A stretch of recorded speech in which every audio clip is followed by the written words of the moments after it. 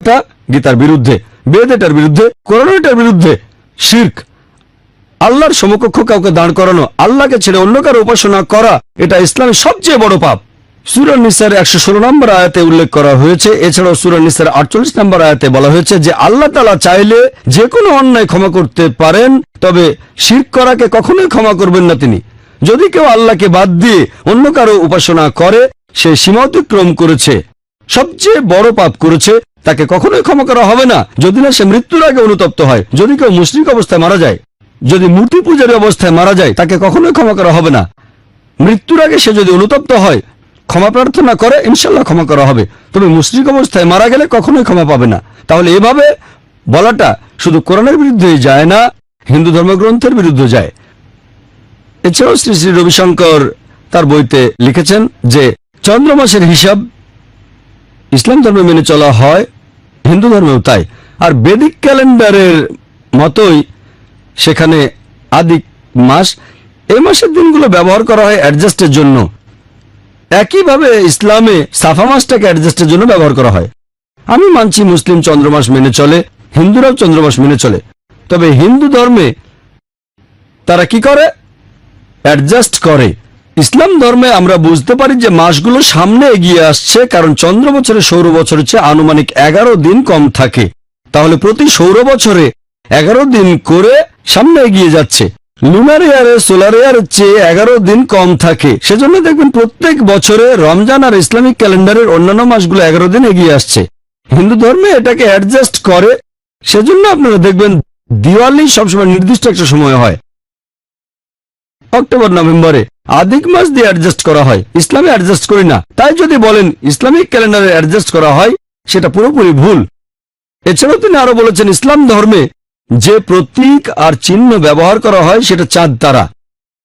আমাদের হিন্দু ধর্মে প্রতীক হলো সূর্য আর চাঁদ, কারণ ইন্ডিয়াতে সূর্য আমাদের আলো দেয়, অনেক উপকার করে, চাঁদও আলো দেয়। সেজন্য হিন্দু ধর্মে চাঁদ একটা প্রতীক, সূর্য একটা প্রতীক।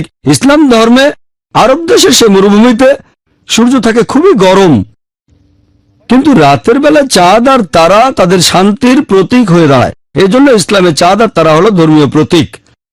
এখন পবিত্র কোরআনে বা নবীজির হাদিসে কোনো জায়গায় এমন কথা বলা নেই যে চাঁদ আর তারা হলো ইসলামের প্রতীক। এটা পাকিস্তানের প্রতীক।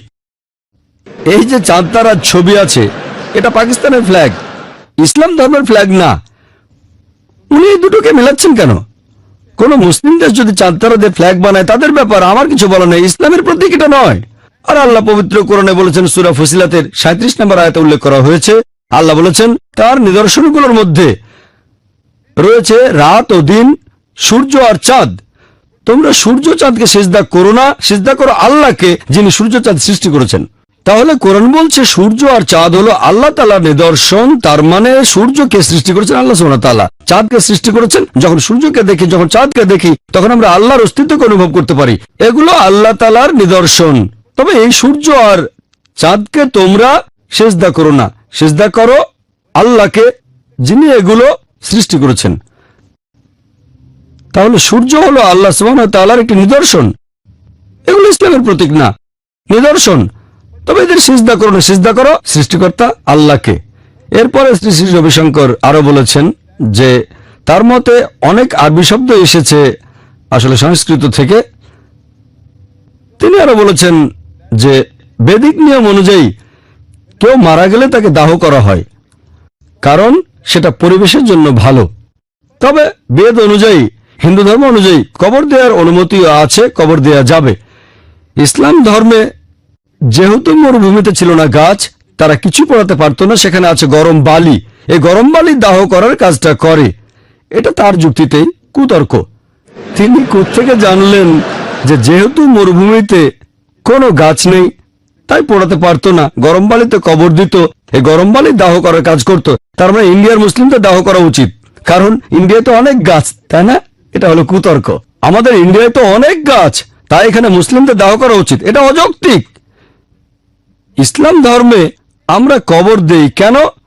কারণ আমরা মাটি থেকে এসেছি, মাটিতেই ফিরে যাব। এখনকার বিজ্ঞান বলছে মানুষের শরীরে যে উপাদানগুলো আছে তার সবগুলোই কম বেশি মাটির উপাদানের ভেতরেও আছে। মাটি থেকে এসেছে, মাটিতে ফিরে যাব। মানুষের শরীরকে কবর দেওয়া হলে সেটা খুব সহজে মাটির সাথে মিশে যায়, কারণ মানুষের শরীরে যে উপাদানগুলো আছে তার সবকিছু কম বেশি মাটিতে আছে, বিজ্ঞান বলছে। এছাড়া যখন দাহ করা হয়, পোড়ানোর কারণে পরিবেশ দূষিত হয়, কবর দিলে পরিবেশ দূষিত হয় না। 3 নম্বর পয়েন্ট, যে কাউকে দাহ করতে গেলে আমাদের গাছ কেটে ফেলতে হবে। পরিবেশের উপকার হচ্ছে কোথায়? কবর দেওয়া হলে গাছপালা আরো বাড়বে। সেজন্য আপনারা কবরখানায় অনেক গাছপালা দেখতে পাবেন। যখন কোনো মানুষের শরীরকে কবর দেওয়া হয়, মাটি তখন উর্বর হয়ে যায়, গাছপালা জন্মাবে। সেটা তো আমাদের পরিবেশের জন্য ভালো। 4 নম্বর পয়েন্ট, যে গাছ দিয়ে দাহ করা হচ্ছে তার ছাইটা আর ব্যবহার করতে পারবেন না, কিন্তু কবরখানার জমি আবার ব্যবহার করতে পারবেন। 5 নম্বর পয়েন্ট, এটা সস্তা।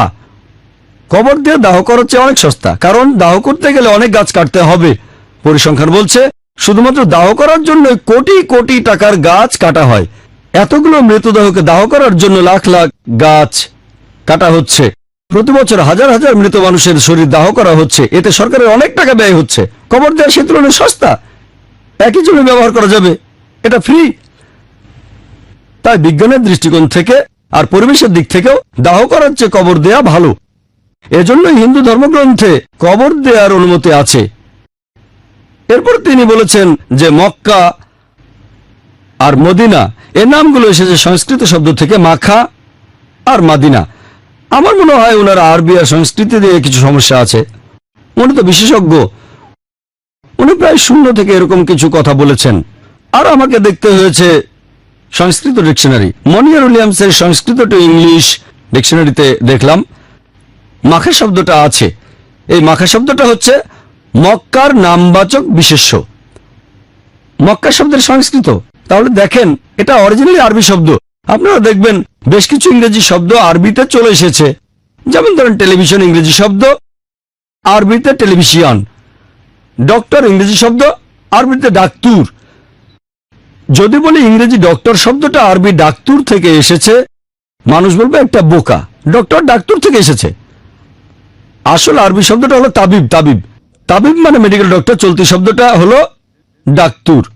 মারাঠি ভাষাতেও দেখবেন তারা বলে থেশন, ইংরেজিতে স্টেশন। এখন যদি বলি এই থেশন থেকে ইংরেজি স্টেশন এসেছে, সেভাবে উনি বলেছেন মক্কা নামটা এসেছে সংস্কৃত মাখা থেকে। অনেক ইংরেজি শব্দকে আরবি ভাষার মতো করে উচ্চারণ করা হয়, কোরআনের শব্দ না। হ্যাঁ, আমি জানি পবিত্র কোরআনে এমন অনেক শব্দ আছে যেগুলো বিদেশি ভাষা থেকে এসেছে। এই কথা বলছি না যে কোরআনে বিদেশি ভাষা নেই, তবে শুনতে এরকম মনে হলে সেটা বিদেশি এমন না। তারপর সংস্কৃত ডিকশনারিতে মদিনা শব্দের অর্থ একটা শহর। আরবিতে এর অর্থ উর্বর জমি। আরবিতে মক্কা শব্দটা এসেছে আরেকটা আরবি শব্দ মাক্কা থেকে। এর অর্থ কিছু চোষা। সেখানে পানির অভাব, পানি চুষে খেতে হয়, এখান থেকেই শব্দটা এসেছে। এটা সমার্থক আরেকটা শব্দ হলো হারাম। তার মানে যেসব জিনিস হারাম এখানে সেগুলো নিষিদ্ধ, যেটা সঠিক না সেটা এখানে থাকবে না। আর মদিনা এই শব্দটা এসেছে আরবি শব্দ মাদানা থেকে। প্রথম দিকে শব্দটা দিয়ে বোঝানো হতো দুর্গ, তারপর বলা হতো এমন শহরকে যেখানে একটা দুর্গ আছে। এখনকার দিনে যে কোনো শহর দুর্গ থাকুক বা না থাকুক সেটাই মদিনা। এটা আরবি শব্দ।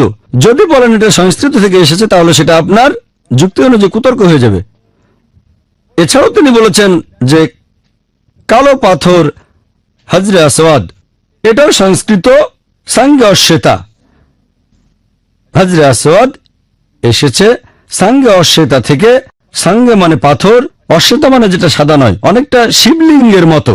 হজরে আসওয়াদকে শিবলিঙ্গের সাথে তুলনা করা আর বলা যে এটা সাঙ্গে অশ্বেতা থেকে, এই কথা একেবারেই অর্থহীন। হাজার এ আসওয়াদ, হাজার আরবি শব্দ মানে পাথর, আসওয়াদ মানে কালো। হাজরে আসওয়াদ মানে কালো পাথর, এটা আরবি শব্দ। উনি কোথায় পেলেন যে সাঙ্গে অশ্বেতা থেকে এসেছে? এভাবে উনি জোর করে কিছু সাদৃশ্য বানিয়েছেন, জোর জবরদস্তি করে চার কোনা জিনিসকে গোল বাক্সে ঢোকাচ্ছেন। অনেকটা ট্রায়াঙ্গেলের মধ্যে স্কোয়ারকে বসানো, দুটো কিন্তু আলাদা জিনিস। এটা অযৌক্তিক। এরপর উনি বলেছেন যে আরবি কাবা শব্দটা এসেছে সংস্কৃত শব্দ গর্ব আর গৃহ থেকে। সংস্কৃততে ঘর শব্দটা হলো ঘাবা, কাবা এসেছে নাকি এই ঘাবা থেকে। উনি এটা কোত্থেকে জানলেন? কাবা শব্দটা এসেছে আরবি শব্দ কাব থেকে। কাব মানে যেটা স্ফীত, একটা চারকোনা ঘর, যেমন কাবা শরীফ একটা স্ফীত চারকোনা ঘর, এটা সংস্কৃত ঘাবা থেকে আসেনি। তারপর উনি বললেন যে আরবি হারাম এই শব্দটা এসেছে হারিয়াম থেকে, তার মানে হরির বাসস্থান। হারাম শব্দটা আরবি, এটা হালালের বিপরীত। হালাল মানে যেটা করার অনুমতি আছে, হারাম মানে যেটা নিষিদ্ধ, যে কাজগুলো নিষেধ করা হয়েছে সেগুলো হারাম। এভাবে শব্দটার উৎপত্তি কে বলেছে? এটা হারিয়াম থেকে। এভাবে আরো অনেক কথা বলা যায়, হাতে বেশি সময় নেই, এটা নিয়ে অনেকক্ষণ কথা বলে ফেলেছি। এরপর উনি বলেছেন বেশ কিছু রীতিনীতির কথা, কিছু কালচারের কথা, ইসলামে যেগুলোর কোনো স্থানই নেই, এভাবে সাদৃশ্য দেখাচ্ছেন। মুনি ঋষিদের কথা বলছেন যেটার সাথে ইসলামের কোনো সম্পর্কই নেই। এরকম এক জায়গায় তিনি বলেছেন ওম, এটাকে উল্টানো হয়ে যাবে 7, 8, 6, যার অর্থ দয়াময় পরম দয়ালু আল্লাহর নামে শুরু করছি। এখন ওমকে উল্টো করলে 7, 8, 6 হয় কিনা সেটা পরের কথা। ইসলামে 7, 8, 6 এর কোনো মূল্য নেই। উনি বলছেন এটা আরবি সংখ্যা, এগুলোকে ভেঙে যোগ করলে বিসমিল্লাহির রহমানির রহিম, যার অর্থ দয়াময় পরম দয়ালু আল্লাহর নামে শুরু করছি। এখন ইসলামে এই সংখ্যার কোনো মূল্যই নেই। অনেক আগে হয়তো কেউ এটা বলেছিল যে আলিফ অক্ষরের ভ্যালু এত, বা অক্ষরের ভ্যালু এত, তারপর এগুলো যোগ করে বলল যে বিসমিল্লাহির রহমানির রহিম হলো 786। এটা তার নিজের আবিষ্কার। এই সংখ্যাটার হয়তো আরো অনেক অর্থ আছে, হোক ভালো বা খারাপ। ইসলামে এই সংখ্যার কোনো ভিত্তি নেই। এভাবে উনি জোর করে অনেক সাদৃশ্য বানিয়েছেন।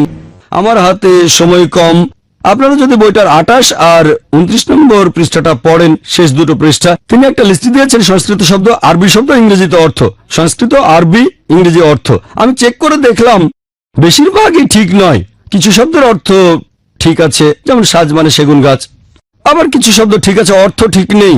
উনি লিখেছেন আনসারি মানে অনুসারী, আনসারি মানে সাহায্যকারী, শেখ মানে বলেছেন শিষ্য, আসলে শেখ মানে শিক্ষক, একজন বয়স্ক লোক অথবা বিশেষজ্ঞ।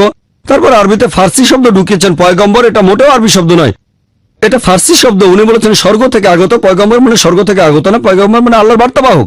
এভাবে কথা বলা একেবারে ভিত্তিহীন।